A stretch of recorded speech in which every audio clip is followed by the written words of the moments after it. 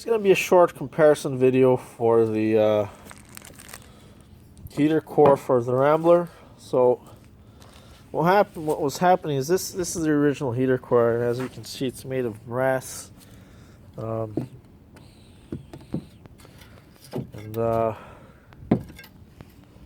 was happening is there's a small pinhole leak somewhere. I think it's around here because it's wet. And so I dried it, I removed it, I washed it, and then I dried it, and then I put polyurethane on some of the spaces here. And it seemed to have diminished the leak, but there still is a leak. I could repair it. See, I put some polyurethane there, and it's pretty good. It's worth a shot. But I ended up just buying this other heater core here as well. So I don't like that it's aluminum. Aluminum has certain disadvantages. It's not repairable. These brass ones here, you can take them to places, or you could possibly even repair them yourselves. But this style here, I'm not sure how you'd go about doing it because it's not stacked. It's got some sort of weird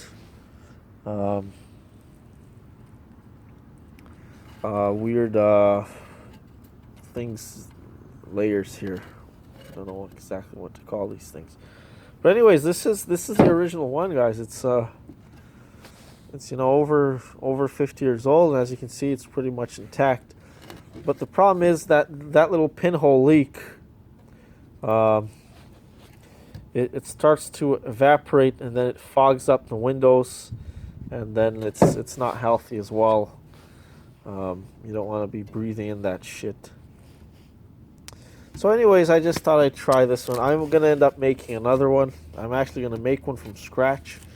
We'll see how that goes. But for now, I'm just going to compare and replace it for the time being. It was impossible to find anywhere. This is one of those rare cases where it's impossible to find something anywhere. A new heater core for the Rambler. But fortunately, there's a website. I can't remember if it's this place here, APDI, or if it's another place, where they list dimensions for their heater cores. So I ended up getting this heater core here. It's an APDI 90 101 35. 90 10 13 5. And as you can see, it's pretty much the same size as the replacement part. But it's actually from this, I can't remember from which car it is because I just got the part number off of them. And then I went to Rock Auto and I bought it. So as you can see there, that was my cost there, $24.50. US dollars, I think it was. And then I had to pay another 13 or so for shipping and plus tax. So it came with everything all in all came to about $40 US.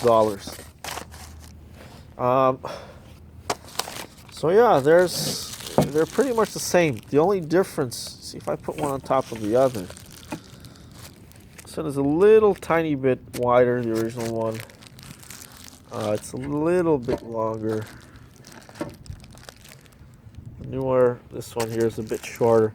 They did have a copper and brass option, but it was, I think, 3 times more expensive.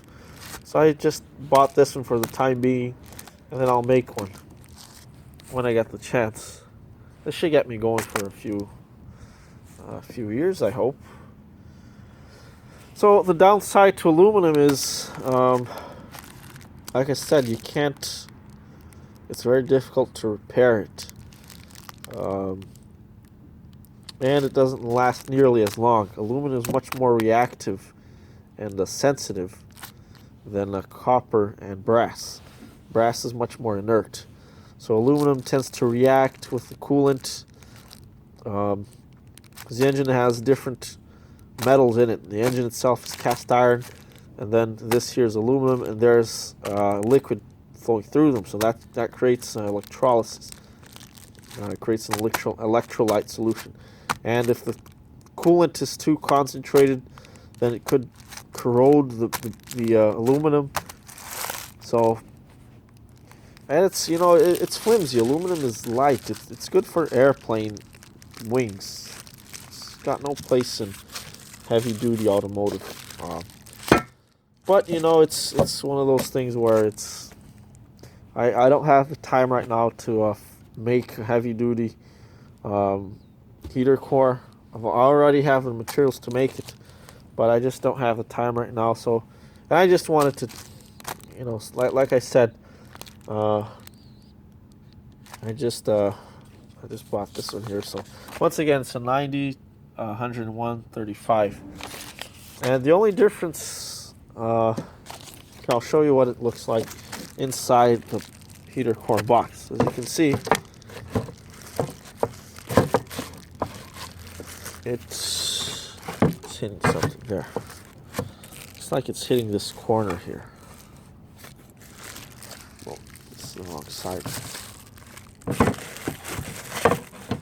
So it looks like it's just hitting this corner here a little bit.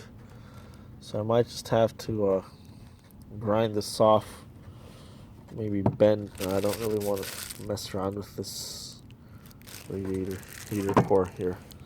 But the only other difference that I can spot is the location on these pipes here. So on the original one, they are a little bit, see, they're a bit wider. But that's easily, you know, that's easily fixable. All I have to do is enlarge these holes here. Just, you know, make another hole here, or just make it larger this way. And yeah, that's it. You know. So if anybody's out there needing a heater core for their Rambler, like I said, you know, there were a few other options, but they were a bit more expensive, and I think this one was the best fit I could find.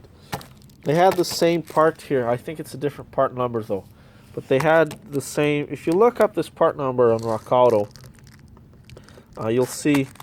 You can look up the application, and the copper version should show up.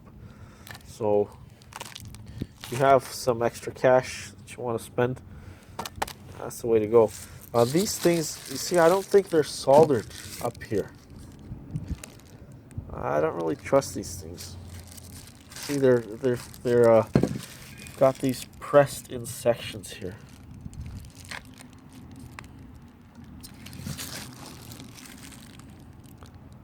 But anyways, if it lasts me a few months, I'm happy already. That just buys me time. Sometimes you just gotta go with normal parts, and then just for the time being, right? Which I hope that helps somebody out there.